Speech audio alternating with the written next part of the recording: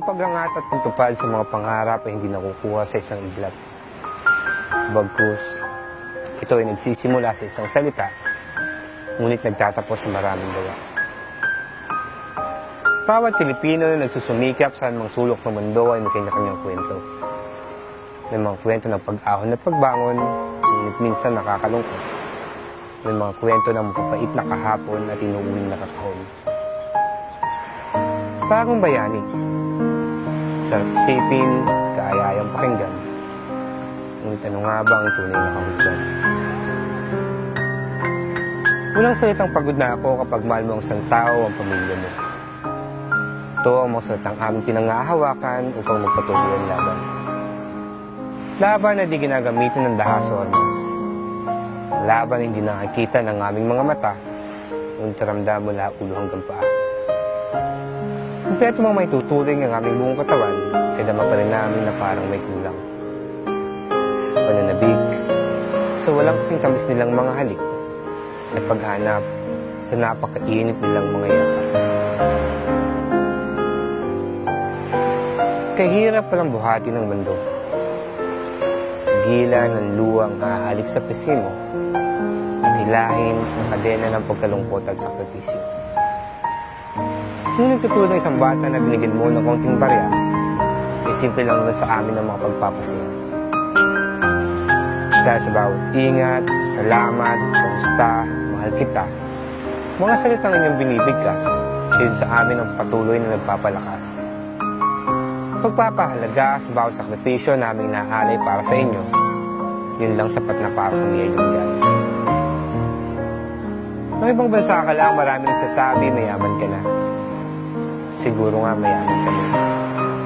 Mayaman sa kalungkutan, mayaman sa mga resibo mula sa mga remittance center na sinusuyo namin buwan-buwan, mayaman sa mga labada, kalyo, instant noodles, delata, na aming pinagtsatsagaan may raos lamang kalam ng aming mga tiyan. Ngunit sino nga ba ang dapat inggitan na tawagin maganda ang kapalaran? Kami ba na nagsusumika para kumita ng di kalakihang pera? O kayo na tumatanggap ng pagmamahal namin na kilala hindi matutumbasan ng anumang halaga?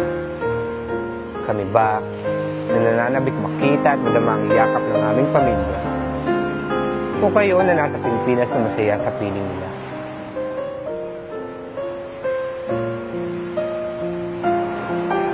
Ngunit aaminin namin ang katotohanan. Kami ay parang mapagpanggap at puro kasinungalingan lamang alam. Mapagpanggap kasi minsan kailangan namin magmalakas para ikubli ang aming kaingahan. Kailangan namin tumawa para matabunan ng lungkot na aming nadarama.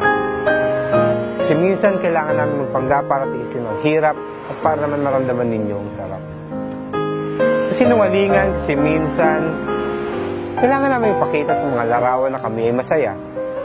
Sama ng mga lalaking gusali, magandang tanawin, at masasarap na pagkain ninyong nakikita sa social media. Ngunit lingid sa inyong kaalaman. Sa likod ng mga larawan at ngiting ito, ay may nagpupugling lungkot na sa amin ay bumabalot.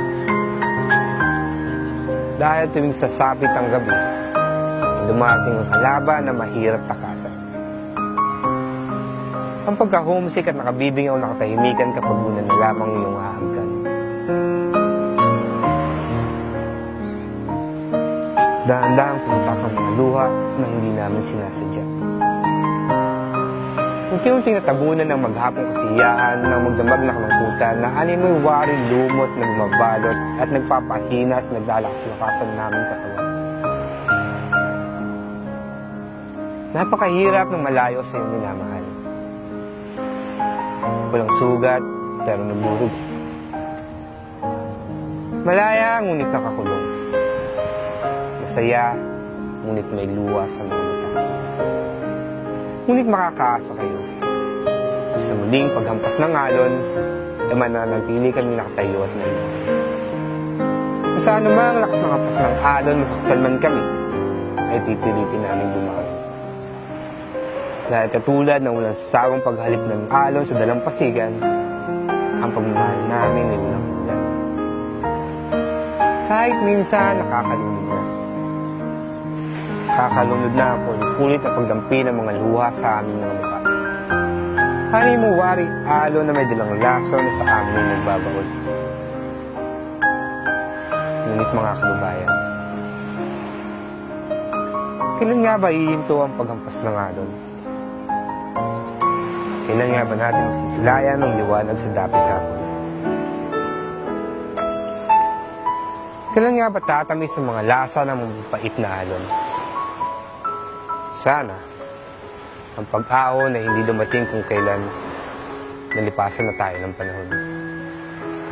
Kaya't ako, ikaw, tayo, bawat Pilipino na nagsusumikap sa anong sulok ng mundo, sabay-sabay tayong magdasal at kumapit sa may kapal.